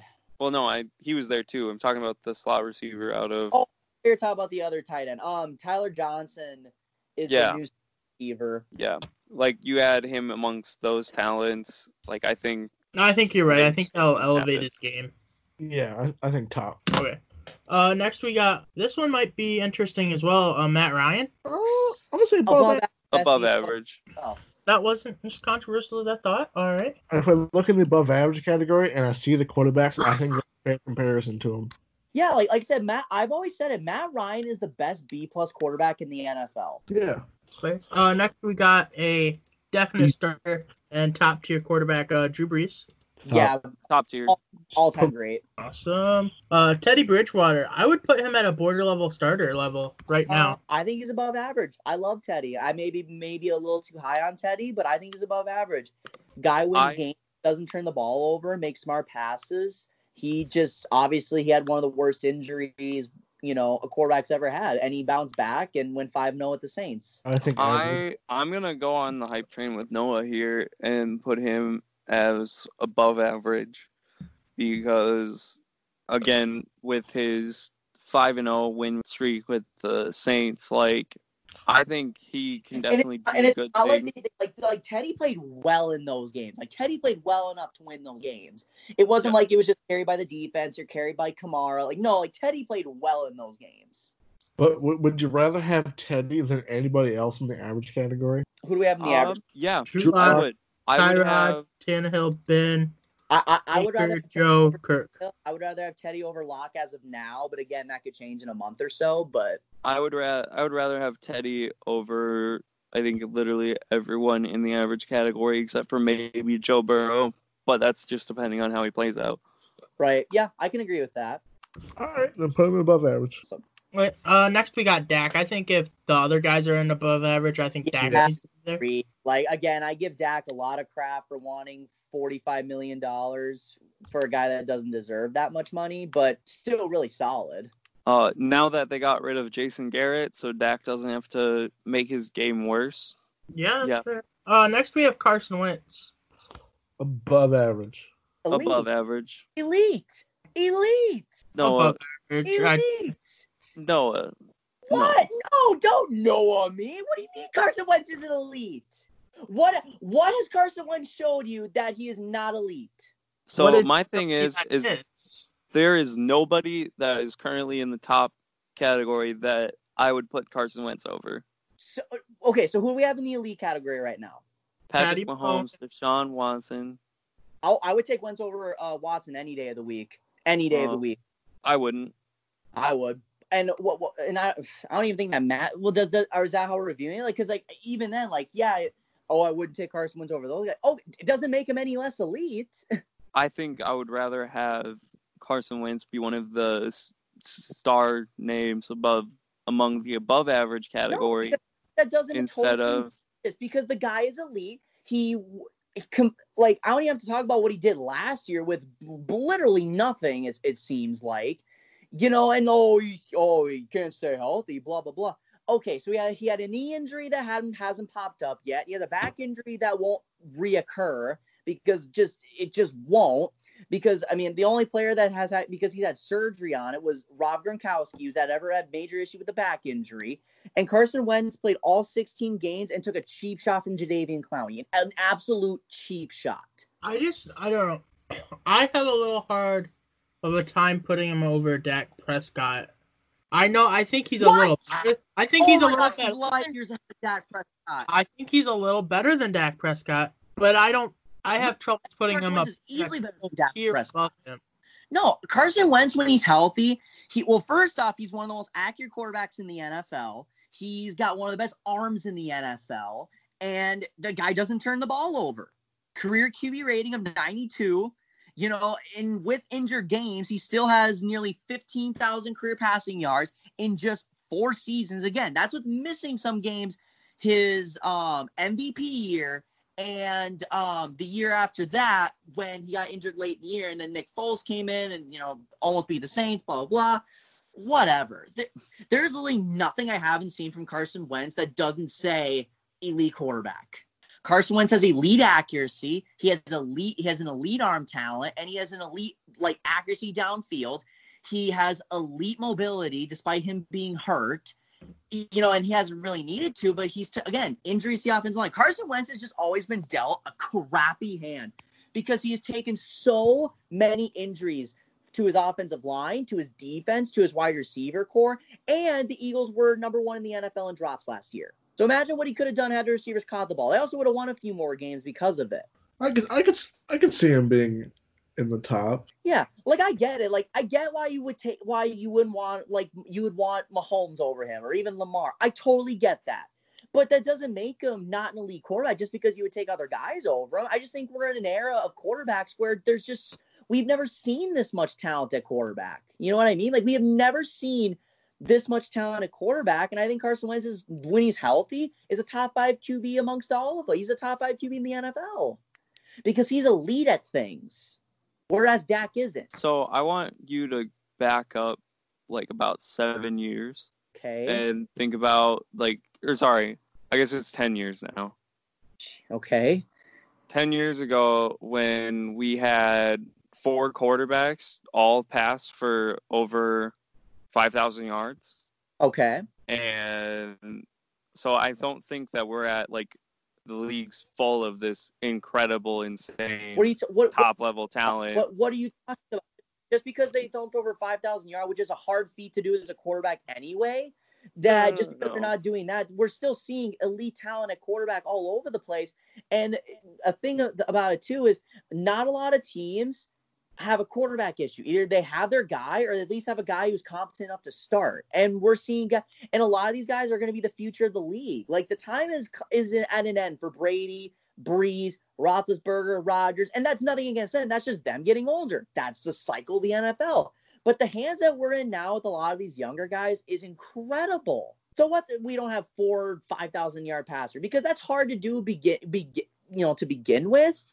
Let alone 5 or 4 in a season. But no, we're still seeing elite quarterback talent at a lot of play. We're still seeing at least above average quarterback play from a lot of teams. Even Tampa had an above average quarterback. Jameis Winston just turned the ball over 30 times, through 30 interceptions. I guess I could put him in the top. Right. Because the thing I will say too is again, and obviously Lamar is still elite, but I think Carson Wentz has a better arm than Lamar Jackson as of right now. I would agree with that. He's certainly better than Dak Prescott. can't say. Oh, and I know it's not you guys. Like, I just hear people on ESPN making the argument, especially Will Kane, who's a big Cowboys fan. It makes me really upset. It's just like, no, he is not better than Dak Prescott. He is not better than Carson Wentz. Get out of town. Next we have our boy Dwayne Haskins. I think he's going to be an average quarterback.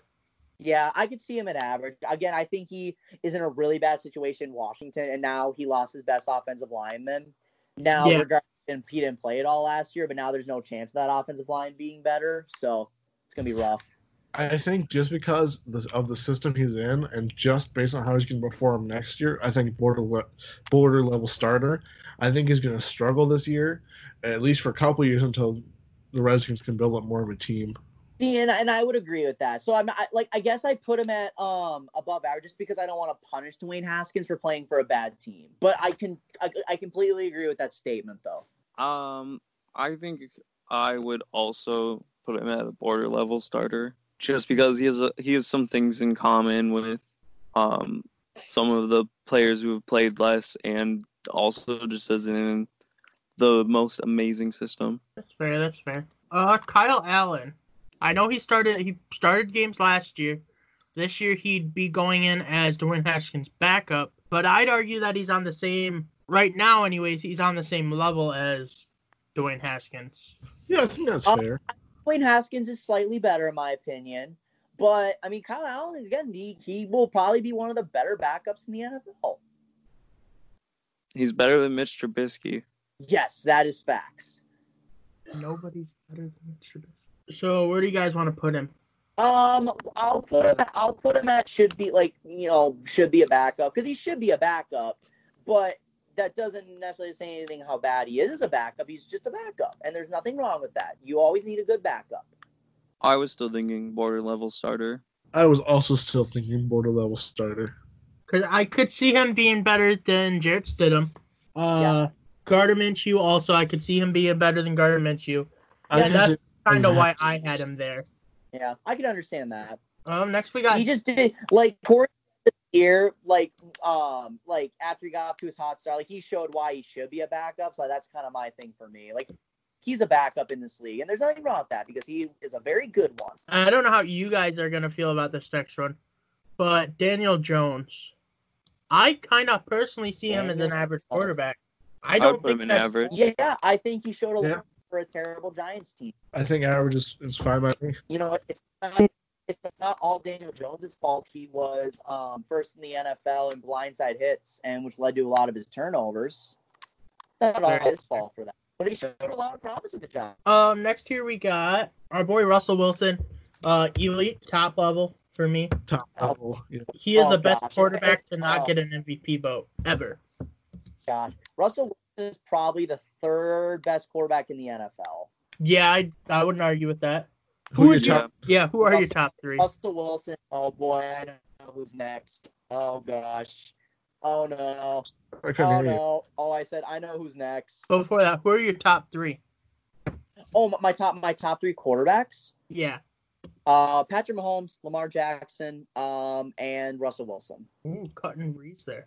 And if I had to round out a top five, I would say Carson Wentz after him, and then at number 5, I would probably say, let's see, Aaron Rodgers. I'm thinking about it because I think he's still obviously Brady's still good and stuff, and Drew Brees. I mean, I would maybe I would put Drew Brees ahead of Rodgers, but it would be a toss up between it would be a toss up between Rodgers or Brees. You can swing either way with it. When I sat down before this, I ranked the quarterbacks, and my top 5 were Mahomes, Wilson, Rodgers, Brees, Jackson. Yeah. I mean, I would maybe say Rodgers just because Drew Brees late in the year shows he just can't hang because he's just getting older. His body can't handle the ball 40 plus times. At least Aaron Rodgers can show that, but just the Packers. And to be fair, the Pack. I know I'm giving the Packers a lot of crap this offseason, but that's because they're not giving Aaron Rodgers any help, and I don't think they. Correct me if I'm wrong, but I don't think the Packers have done the best that they can to give Aaron Rodgers the best team that he ever could. And they still made it to multiple NFC Championship appearances. Oh yeah, there's definitely been times where especially I think the old administration with Ted Thompson did this a lot more. They didn't believe about building. Ted Thompson has said in the past he doesn't believe around building around one player, which they really just need to build around Aaron Rodgers, and they would have been fine. But he wants to build a balanced team all the time, so he then doesn't necessarily just give Aaron Rodgers what he wants. Right. Which I just think is crazy. Like, you got to give the best. I'm all for, like, you should build around your QB. The QB is the guy you have to make more happy than anybody. So I guess that's how I personally view it, which is how, like, a lot of NFL teams should view it. And have the Packers gone by that philosophy, oh my God, who knows how many Super Bowls Aaron Rodgers could have? Like, think about it. Aaron Rodgers was a stupid hands team away from playing Tom Brady in the Super Bowl. That would have been amazing. Because of a stupid mistake by the hands. Yeah. Next year we got Jared Goff. I don't know where to put him on.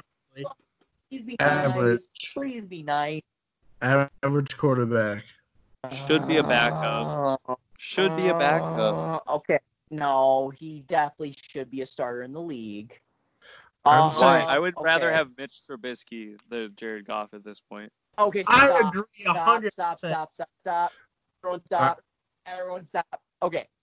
So this is what I know about Jared Goff. Jared Goff is a great deep ball thrower. He is accurate down the field. He actually throws really well in tight windows. Like, he's got a good arm. He's got an accurate arm. He doesn't do well under pressure, and that showed a lot with the LA Rams last year. He is not very good at pocket awareness, So I will give him that. So I will put him in above average, but I understand that's where we're not going to put him. But I also watch him all year, so I'm going to say. Okay, Noah. So he doesn't do well under pressure. What have the Rams done to help prevent him being put under pressure? Oh, no, they have done nothing. But again, it's like with Dwayne Haskins. I'm not going to blame Daniel Jones and Dwayne Haskins for the rest of the team failing. Well, I agree. The Rams have done nothing to help their offensive line except extend Andrew Whitworth, who had an awful year last year. I think Jared Goff is average, because if I'm looking at the average quarterbacks, I'm looking at Tannehill, I'm looking at Kirk Cousins, I'm looking at Big Ben. I think that's about the same level you're going to get with Jared Goff next year. I think he's better than Tannehill. I think he's going to be better than Roethlisberger this year. Kirk Cousins, I would take over Goff right now, but I wouldn't be surprised if Jared Goff has a bounce back year this year. I really, really wouldn't. I personally think that Jared Goff should be put a lot lower, especially when he's going to lose to Jarrett Stidham. No, he will not lose to Jarrett Stidham. He will lose to Jarrett Stidham, I promise you. No, Jared beat Jarrett. It's going to be a Jarrett victory. I'm not a betting man, Brendan, but I will put money that they beat the Patriots, or at least that Jarrett Stidham doesn't outplay Jared Goff. All right. Hear me out. Here's the grounds, right? A crisp $5 bill on the line. When it comes to that week, if Jarrett Stidham's starting and it's Jarrett Stidham v. Jared Goff, if the Patriots win, $5 goes to me. If Patriots lose, Rams win, $5 to you. I'll take that bet. Heard it here. All right. We have it on recording. For the first time in forever, I'm confident when I see the Patriots on the schedule. Next we're gonna have an interesting one here. Kyler Murray. Above average. Top tier. I'm arguing top tier here. Not yet. Especially with the weapons he has. Lamar, he's not level of Russell. He's not yet. He can be, but he's not yet. But the problem is, I think he's gonna be the Lamar next year. I personally believe he's gonna be the MVP next year. And I could see it. But the fact of the matter is we don't know what's going to happen for now. I mean, obviously we can make predictions. I just don't think he's at that level yet of Russell Wilson, Carson Wentz, or all the other guys that we have listed in the elite category. And I 100% agree with Noah. So but I can get to that point at some point. He may even get to prove he's at that point this year. But I just don't think he's at that level yet. He's not even the best quarterback in his He's not even the best style. Like, his style of quarterback play isn't even the best in the NFL. That goes to Lamar Jackson. So with Kyler Murray, I look at who he has at weapons. Oh yeah, He has the best weapons in the NFL. He has the best weapons in the NFL. He actually does have a solid, overlooked run game behind him, too, with Kenyon Drake and Chase. I forgot his last name, but Chase Edmonds. Yeah, Chase Edmonds and Kenyon Drake. Yep. And they've made their O-line better. I personally think Cardinals are going to have the top offense in the world. And I think that's why we should put Kyler in the top category. Well, yeah, but you're talking about why the Cardinals are going to be better. We're just talking about Kyler Murray. And like Kyler Murray, again, I think he'll have a really good year this year. There's no reason he can't.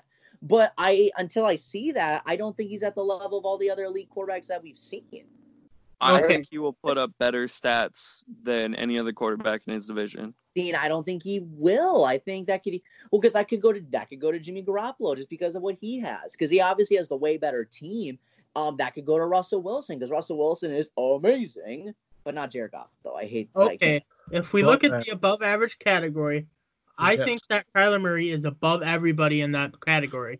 Okay, can you read off the above average category for me one more time? I've turned it on. Yeah, Josh Allen, Philip Rivers, Matt Stafford, Matt Ryan, Teddy Bridgewater, and Dak Prescott. Yeah, I would better than every one of those. I would maybe think he'd be the best above average quarterback, but I don't think we've seen we've seen a full year of Kyler, but I want to see another year of Kyler because it's kind of this. I mean, not the same thing with Baker Mayfield because he didn't play a full year, but like we were all hyped up about Baker. We were saying he could be an MVP contender, and then he shit the bed. Now I don't think that'll happen to Kyler, but I'm just not ready to put him in the elite category yet. I am not ready. Me neither. I think he is definitely above average, but I don't think he's earned. I don't think he's top just yet. Not yet. I agree. And I think he will be. And give him a year or two, he definitely will be. But I don't think, based on how he's going to do this next season in a tough division against some other really good quarterbacks, he's going to be above average, but not elite. Should we get a tiebreaker? I mean, who are we getting? I can get my roommate. Where will your roommate go with it? John, come here. That sounded mean. Sorry, I'm not that mean to my roommate, listeners of the SighSquadPod. I just yelled at him like he was my kid. Yeah, normally Noah brings out the bat and just beats him instead of yelling at him. John, you are our tiebreaker. Is Kyler Murray elite or is he above average? Above average at best. Like he could be elite someday. Yeah, but he hasn't proven it. I would agree. Okay. John Todd, everyone. Wow. Everyone, clap. Okay, Jimmy G, I think that if you're going to put Kyler Murray above average, I don't think Jimmy G can be anywhere above average. Oh, yeah, no, Jimmy G's above average. And his flaws were shown in the Super Bowl. I agree with above average. I am going to also agree with above average, but I do want to say I think Jimmy G's skills will be kind of strengthened and kind of honed so that way in the future he can make it to that top category. Yeah. Okay, so we got three guys here. We got Derek Carr, Sam Darnold, now that everything's filled out here. And then we got our boy Cam Newton. Cam You guys want to do next? Cam Newton is a backup. I think Cam Newton, if he started in the league today, I think he would be an average quarterback. I think he belongs with all those guys. I think he is below average. I think he is a borderline starter. I also think he's a borderline starter. So who do you guys want to do first, Derek Carr or Sam Darnold? Let's do Derek Carr. Okay. When looking at it, I think Carr belongs in the average category. I agree. Average. I still stand by saying above average. I think if you put him in the average category, he's the best quarterback in that average category. Yeah, I'd agree. But nonetheless, I feel like just to finish it, I will cave. Okay, so here's the thing. So we got it set up kind of nicely here. So we're either gonna put Sam Darnold above average, or we're gonna put Derek Carr above average. But I would rather both of them can't. Above average, if that's what it takes. Damn. Ooh, I personally would put Derek Carr in over Sam Darnold. I think I would too. Especially just if you look at it at like a next year basis. Well, see, because I think Sam Darnold's gonna have a better year than Derek Carr next year. I would agree with that, actually. I suppose I can't really think of who the Raiders even have at receiver right now. Other than Henry Ruggs. I mean, they have Hunter Oh, Renfrow, yeah. solid, but he was undrafted. Or I think he's like a 7th rounder or something. You forgot about the ball dropper, Nelson Aguilar. Oh, there's a reason I forgot about Nelson Aguilar. Oh, Yeah, I would put Sam Darnold He in dropped above in my average over thoughts, just like his passes. Derek Carr. Let's use Sam Darnold. perfect. All right, so there's that for the week. Do you guys want to go through it another time, or just post it on social medias? Just post it. We worked hard for it. Post it. Perfect. And then going into our final segment of the day, Hall of Fame or Hall of Lame. And this week we are going to be talking about one of our above-average category quarterbacks. He's been on a lackluster team his whole career. Mathew Stafford. Will he be in the Hall of Fame or the Hall of Lame? Hall of Lame. I think he's going to be a Hall of Fame quarterback. So I think that one thing needs to happen in order for Matt Stafford to not end up in the Hall of Lame and end up in the Hall of Fame. I think one playoff game.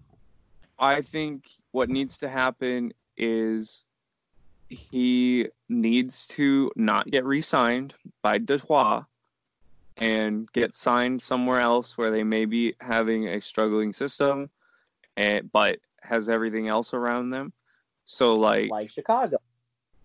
There's a possibility in Chicago, or even think about like the Colts, where Phillip Rivers is going to be in there this year. They're probably going to do well. But next year, I think Matt Stafford's contract's up next year. I don't want to quote me on that, though. Yeah. Yep, you're right. Next year, he also put his house up for sale. Fun fact. Yeah, so he's not staying in Detroit. Nor do I think they will, because I think Detroit, they're obviously rebuilding. And they just got to plan for the future. So Right, and I think if Matt Stafford ends up on, one of these teams that are just an exceptional quarterback away, I think, especially like if he went to the Colts next year, if Phillip Rivers like retires and whatnot. Because I feel like because I know the Colts like Jacob Eason, but I guess I just don't view Jacob Eason as their future guy, in my opinion. So like if they even want this year to make another like just one last run at it, Matt Stafford, holy crap, like Matt Stafford, you put him on a kid, or like even if Matt Stafford went to Chicago, like they would probably be the favorites to win that division if he goes to Chicago. Especially if Green Bay continues their patterns of not putting stuff around Aaron Rodgers. Right, and Minnesota's going to lose players in a few years just because of their cap situation. Yeah. So I feel like if he doesn't leave the Lions, which it looks like he's going to, with his contract being up, his house being up for sale, all of these factors, he'll just kind of crumble away and won't be around anymore. But if he ends up somewhere else, I feel like he could, make a run in the playoffs and potentially win a Super Bowl. And I think it might be a long shot, but I still think if Matt Stafford can end up with a Super Bowl, then he could easily make it to the Hall of Fame. I think as of right now, he's not in the Hall of Fame. He doesn't have the numbers to make him worthy. His career record is 68, 78-1. His career passer rating is 89. He's only thrown over 5,000 yards once. I mean, he does have an NFL record, the most pass attempts ever in one season. Matt Stafford definitely has the numbers to be a Hall of Famer. The guy has 41,000 career passing yards, and that's with him taking injuries. He's never had a good offensive line. He's only had two 1,000-yard rushers. And outside of Calvin Johnson, he's never really had an elite receiver. He's had good receivers, never elite receivers. And he's been with a franchise that's one of the most miserable in the NFL. We really joke about the Lions all the time that they'll never do anything with their lives, and that's just how it is. And Matt Stafford still managed to lead them to playoff berths. We're a controversial call away from beating the Cowboys, and he lost in the Superdome against a really good Saints team. But Matt Stafford was the reason they made those playoff runs. Any bit of success that the Lions have had in this decade have been because of Matt Stafford and no one else. I mean, that's true, but when teams look back, people look back at him in 10, 20 years, they're going to look about how bad the Detroit Lions were, and just that fact, and the fact that he never had a winning record or anything like that, is going to hinder him. Yeah, and it may, but I think if you just look at the pure numbers at it, then you got to be like, okay, well, hey, he was a really good quarterback. He was arguably top 10 in his respective position. And what other, there's got to be some other quarterbacks kind of with that same situation. There's got to be, with quarterbacks with, bad situation but still put up really good numbers. I mean, the guy when his career's all said and done will probably put up better numbers than Eli Manning, and Eli Manning's a borderline Hall of Famer. Right, and if you think about it, Matt Stafford probably has another 2 Super Bowls to his name, but he'll still, if you look at the numbers, you look at Eli's numbers and you look at Matt Stafford's numbers, and you'll be like, well, hey, Matt Stafford's had better numbers, and yeah, you'll look at his teams were worse, but I mean, if you really go deep into it, which a lot of these voters most of the time do, because I mean, these are smart voters that they look in, these are smart football guys. They know the circumstances. They've been around to see all these these teams play and stuff. And I think they got to look at him and be like, Matt Stafford was, at a given point in time, he was elite in his respective position. He's never had a good team around him. Because, I mean, now, again, Barry Sanders is a totally different situation, the same thing with Megatron. But you're going to look at the Megatron connection and be like, well, hey, that's right. Matt Stafford's swinging the football. And Matt Stafford was in the same situation that Megatron was. They both put up insane numbers. Both were very good at their respective position, and they just didn't win because no one else was there to help them. And this is with Matt Stafford going through 4 coaching changes in his career, something crazy like that. I think if Matt Stafford does get in, it's not going to be right away. It's going to be a while. Oh gosh, I don't think he's a first ballot, but I do think he's a Hall of Famer. I think he has the numbers, the talent to say so, and it just sucks because he may not, strictly because he's played for a bad team for his whole career, unless he leaves this year, which I fully expect him to after this year. And if he leaves and goes somewhere else, I do think there's a chance that he'll be a Hall of Fame quarterback. I don't know. I wouldn't say so. But does everybody else think so? I think he is a Hall of Famer. I feel like the right things are going to happen. When it's all said and done, he has at least 8 years left in the league, most likely.